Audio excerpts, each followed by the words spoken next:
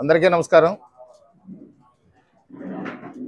రేపు 27న జరగబోవు graduates MLC ఎలక్షన్లో graduates అందరూ ఈ యొక్క ఎన్డీఏ కూటమి అభ్యర్థి అయినటువంటి శ్రీ పేరాబర్తల రాజశేఖరం గారికి మొదటి ప్రాధాన్యత ఓటును వేసి అఖండ మెజారిటీతో గెలిపించాలని అందరినీ కూడా కోరుతున్నాము. ఈ రాష్ట్రంలో గత ప్రభుత్వంలో అంతా విధ్వంస పాలన జరిగింది. జాబు క్యాలెండర్ ఇస్తానని చెప్పి జాబు క్యాలెండర్ ఇవ్వనటువంటి పరిస్థితులు మనందరం చూసాం. అలాగే గడిచిన 5 ఏళ్లలో కూడా డిఎస్సి అనేది అసలు కనిపించనే లేదు. ఆ డిఎస్సి అనేది అసలు పిలుపునే ఇవ్వలేదు.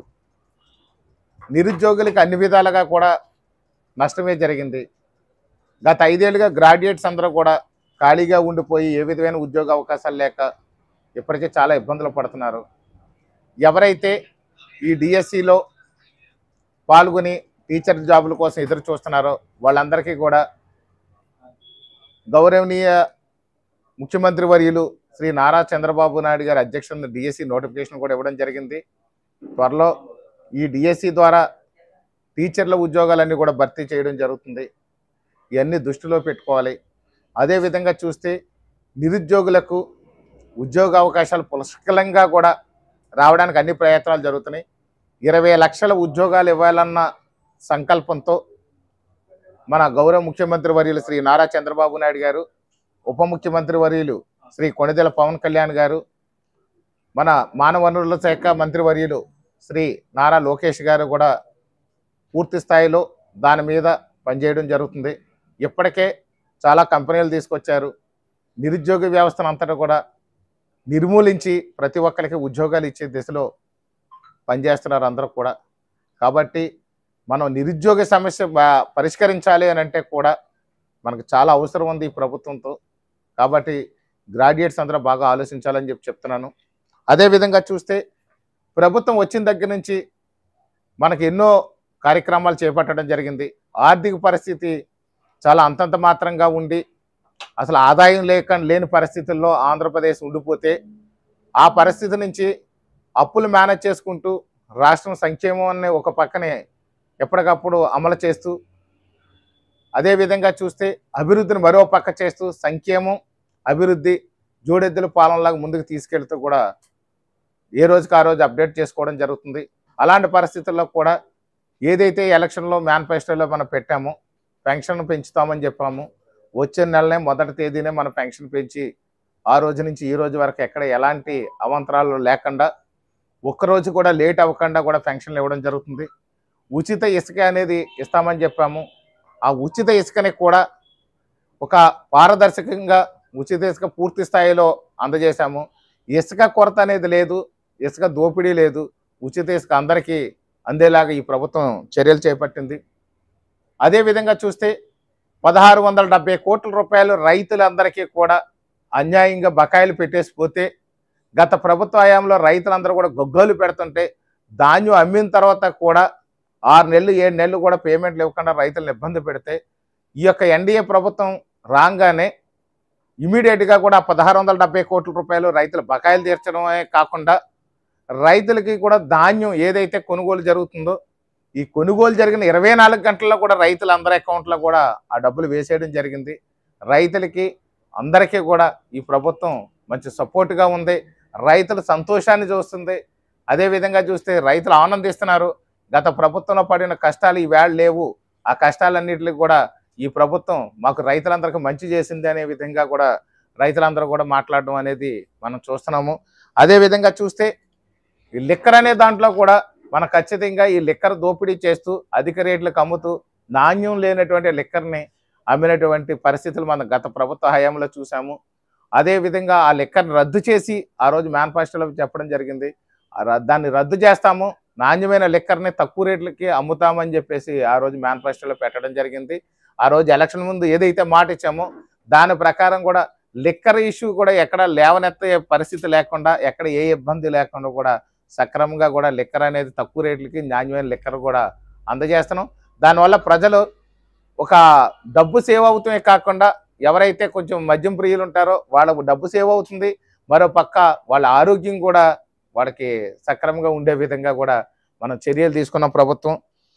ఉచిత గ్యాస్ అని చెప్పాము. ఉచిత గ్యాస్ సిలిండర్ సంవత్సరానికి ప్రతి మహిళలకు కూడా 3 సిలిండర్లు ఇస్తామన్నాం. 3 సిలిండర్లు కూడా ఆ మాట నిలబెట్టుకొని ఇమ్మీడియట్గా 3 సిలిండర్లు కూడా ఇవ్వడం జరిగింది. మహిళలందరూ ఈరోజు ఆనందిస్తున్నారు. ఏదైతే ఎన్డీఏ కూటమిలో ఎలక్షన్ల ముందు చెప్పారో, మేనిఫెస్టోలో చెప్పారో అది కూడా అమలు చేశారని చెప్పి మహిళలందరూ కూడా ఆనందిస్తున్నటువంటి పరిస్థితి మనం చూసాం. డిఎస్సి నోటిఫికేషన్ అనేది మనం ఏదైతే చెప్పామో డిఎస్సి నోటిఫికేషన్ కూడా ఇచ్చాం. త్వరలో డిఎస్సి భర్తీలు కూడా జరుగుతాయి. అదేవిధంగా చూస్తే మనం గత ఎలక్షన్లో చూస్తే మనం చాలా ఇబ్బందులు పడ్డాం.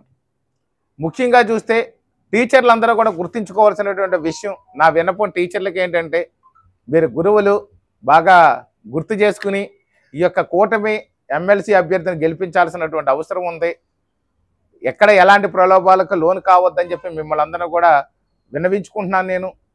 ఎందుకంటే గత వైసీపీ పాలనలో ఈ గురువులైనటువంటి గురువు అనేవాడు దైవంతో సమానం అని చెప్పేసి మన పురాణాలు ఇతిహాసాలు చెప్తుంది.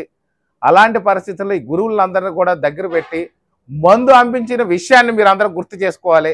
ఈ యొక్క లిక్కర్ని, బ్రాందీ, విస్కీ, జిన్ను ఇవన్నీ దగ్గరుండి మీ చేత అమ్మించినటువంటి వైసీపీ ప్రభుత్వాన్ని మీరు ఒకసారి గుర్తు చేసుకోవాలి. ఎలాంటి విధ్వంసం పాల్పడ్డారో, ఎన్ని రకాలుగా ఇబ్బంది పడ్డారో. టీచర్లు సినిమా టికెట్లు అమ్మడం ఏంటి, టీచర్లు మందు అమ్మడం ఏంటి, టీచర్లు బాత్రూంలు ఫోటోలు పెట్టడం, బాత్రూంలు కడిగించడం అనే పనులు ఎంత దారుణంగా చేయించారో వీరందరూ కూడా, టీచర్లు అందరూ కూడా, మీరు ఉపాధ్యాయులు, గురువులు వీరందరూ కూడా గుర్తు చేసుకుని ఆ గుర్తు ఎరిగి వీరందరూ కూడా కూటమి అభ్యర్థి పేరాబత్తుల రాజశేఖరం గారికి ఓటు వేయాలని చెప్పి మరోసారి మిమ్మల్ని కోరుతున్నాను. అదేవిధంగా చూస్తే అందరికీ ఉచిత బస్సు ఏదైతే ఉందో రేపు జూన్లో మనం ఇస్తున్నాము. ఎందుకంటే పాడైపోయిన బస్సులతో ఈ యొక్క ఆంధ్రప్రదేశ్ రోడ్డు రవాణా వ్యవస్థ అనేది గతం నుంచి ఉంది. గత ఏదైతే వైసీపీ పాలనలో ఒక్క బస్సు కూడా కొనుగోలు అనేది చేయడం జరగలేదు. కాబట్టి ఆ బస్సులు కొనుగోలు చేయకపోవడం వల్ల బస్సులు పాడైపోయి రిపేర్లు ఉండిపోయి ఉంది.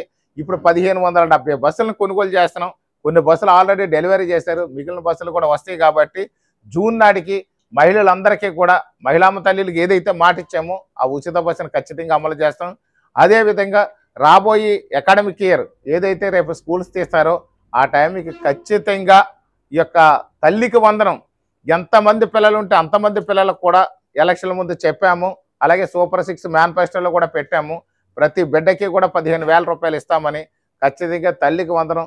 ఆర్థిక విధ్వంసానికి పాల్పడిన వైసీపీ ప్రభుత్వం నుంచి ఇప్పుడిప్పుడే తేరుకుంటున్నాం. కాబట్టి ఏది ఏమైనా కానీ రేపు జూన్లో అకాడమిక్ ఇయర్లో దానికి ఖచ్చితంగా పిల్లలందరికీ కూడా తల్లికి వందనం అనేది అమలు చేస్తామని చెప్పి మరోసారి గుర్తు చేస్తున్నాను. అదేవిధంగా అన్నదాత సుఖీభవ, ఈ యొక్క రైతులకు ఏదైతే పెట్టుబడి నిమిత్తం డబ్బులు ఇస్తామన్నామో ఈ రేపొద్దున ఖరీఫ్ నాటికి ఏదైతే ఖరీఫ్ నాటి రైతులందరికీ పెట్టుబడులు అవసరం ఉంటాయో ఆ పెట్టుబడి టైంకి కూడా ఖచ్చితంగా దాన్ని కూడా మేము అమలు చేస్తాం. ప్రభుత్వం చెప్పినటువంటి ఇచ్చినటువంటి హామీలు, చెప్పినటువంటి మాటల్ని అన్నిటిని అమలు చేస్తూ కూడా ఈ యొక్క రాబోయే రోజుల్లో చెప్పినటువంటి ప్రజలకు అవసరమైనవి ఆంధ్రప్రదేశ్లో ప్రజలు సుభిక్షంగా ఉండడం కోసం, సంతోషంగా ఉండడం కోసం, ఆరోగ్యంగా ఉండడం కోసం, ఆర్థికంగా బలపడడం కోసం చెప్పనివి కూడా చేసి ఆంధ్రప్రదేశ్ను బలపెట్టే దిశలో మేమందరం కూడా ప్రయత్నం చేస్తున్నాం. ముఖ్యంగా నిరుద్యోగులకు కానీ చూసుకున్నట్లయితే మంచి ఉద్యోగ అవకాశాలు కల్పించడానికి చూస్తున్నాము. ఇప్పుడు మనకి ఇండస్ట్రీస్ అన్నీ కూడా వస్తున్నాయి. త్వరలో అన్నీ కూడా ఇండస్ట్రీస్ కూడా డెవలప్ చేయబోతున్నాము. ఖచ్చితంగా మీరు అందరూ అన్ని దృష్టిలో పెట్టుకోండి.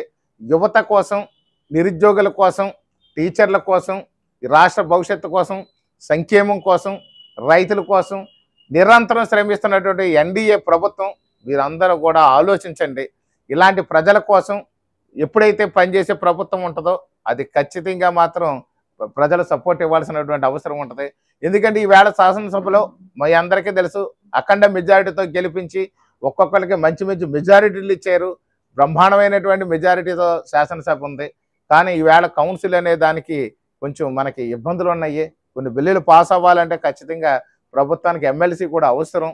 అదేవిధంగా మనకి ఎమ్మెల్సీ ఈ రాజశేఖరం గారికి కూడా, పేరాబత్తుల రాజశేఖరం గారికి కూడా ఒక మంచి విద్యావంతులు, దాంతోపాటు ఒక మంచి వ్యక్తే కాకుండా నిరంతరం కూడా పార్టీ కోసం పనిచేసినటువంటి వ్యక్తి, ఒక సామాన్య కుటుంబం నుంచి వచ్చారు. వారు నిరంతరం సేవ చేయడానికి సిద్ధంగా ఉన్నారు. కాబట్టి పేరాబత్తుల రాజశేఖరం గారికి మొదటి ఓటు ప్రాధాన్యతగా ఇచ్చి వారికి 1 నెంబర్తో మీరందరూ ఓటేసి గెలిపించాలని చెప్పేసి మరీ కోరుతున్నాను. అదేవిధంగా చూస్తే ఎవరైతే బయట సాఫ్ట్వేర్ ఇంజనీర్లు గాను ఇతర జాబులు రీత్యా కానీ లేదు ప్రభుత్వ ఉద్యోగాలైనా సుదూర ప్రాంతాల్లో ఉన్న వాళ్ళందరూ కూడా ఆ రోజుని ఖచ్చితంగా 26 ఎటు తిరిగి శివరాత్రి వచ్చింది, 27 వచ్చేసరికి మనకి ఎలక్షన్ కాబట్టి ఆ రోజు సెలవు ప్రకటించింది. ఖచ్చితంగా మీకు కష్టమైనా కొంచెం ఇబ్బంది అయినా ఖర్చు అయినా కానీ మీరు అన్యదా భావించొద్దు. ఈ యొక్క మంచి ప్రభుత్వం అనేది నడపడానికి కావాల్సినటువంటి సపోర్ట్ మీరు ఇవ్వాల్సినటువంటి అవసరం ఉంది. మీరు గ్రాడ్యుయేట్, ఉన్నత విద్య పొందిన వారు, మీరు మేధావులు కాబట్టి మీరందరూ కూడా సపోర్ట్ ఇచ్చి గెలిపిస్తేనే రేపొద్దున్న ఈ రాష్ట్రానికి ఇంకా మంచి భవిష్యత్తు తీర్చిదిద్ది సంక్షేమం అభివృద్ధి చేయడానికి ఉంటుంది, నిరుద్యోగ వ్యవస్థ నిర్మూలించడానికి అవకాశం ఉంటుంది. కాబట్టి ప్రతి ఒక్కరు కూడా మీరు ఆలోచించి మీరు ఆ రోజు ఖచ్చితంగా ఎంత శ్రమ అయినా మీకు ఎన్ని పనులు ఉన్నప్పటికి కూడా ఓటును అనేది వినియోగించుకోవడం మీ బాధ్యత. కాబట్టి గ్రాడ్యుయేట్స్, మేధావులు అందరూ కూడా ఖచ్చితంగా ఈ ఎలక్షన్లో పాల్గొని ఈ ఎలక్షన్లో మీ అమూల్యమైన ఓటుని మన పేరాబత్తుల రాజశేఖరం గారికి వేసి మొదటి ప్రాధాన్యత ఓటును వేసి గెలిపించాలని కోరుతున్నాము. నారా చంద్రబాబు నాయుడు గారికి, పవన్ కళ్యాణ్ గారు, అదేవిధంగా పురంధేశ్వర్ గారు 3 పార్టీలు కలిసి బలపరిచినటువంటి అభ్యర్థి మన పేరాబత్తుల రాజశేఖరం గారు. గౌరవ ముఖ్యమంత్రి వర్యులు, ఉప ముఖ్యమంత్రి వర్యులు బలపరిచి వారు కూడా శ్రమ తీసుకుని పనిచేస్తున్నారు. ఇలాంటి పరిస్థితుల్లో మనకు సెంట్రల్ గవర్నమెంట్ నుంచి కూడా మంచి ఫండ్స్ వస్తున్నాయి, జలజీవన్ మిషన్ ద్వారా కూడా మంచి ఫండ్స్ వస్తున్నాయి. అలాగే అన్నిటిల్లో కూడా మనం అభివృద్ధి దశలో ఉన్నాము కాబట్టి రోజు రోజుకి అభివృద్ధి చెందుతుంది. ఇంకా రాబోయే జూన్ నాటికి పూర్తి స్థాయిలో ట్రాక్ ఎక్కి ఆంధ్రప్రదేశ్ బ్రహ్మాండమైనటువంటి అభివృద్ధి పరుగులు పెడుతుందనే దాంట్లో సందేహం లేదు. కాబట్టి మీ సపోర్ట్ చాలా అవసరం. కాబట్టి ఈ గ్రాడ్యుయేట్స్ అందరూ కూడా మరొకసారి పేరాబత్తుల రాజశేఖరం గారికి మీరు మొదటి ప్రాధాన్యత ఓటును వేసి అఖండ మెజార్టీతో గెలిపించాలని మిమ్మల్ని అందరినీ కోరుతున్నాను. Thank you.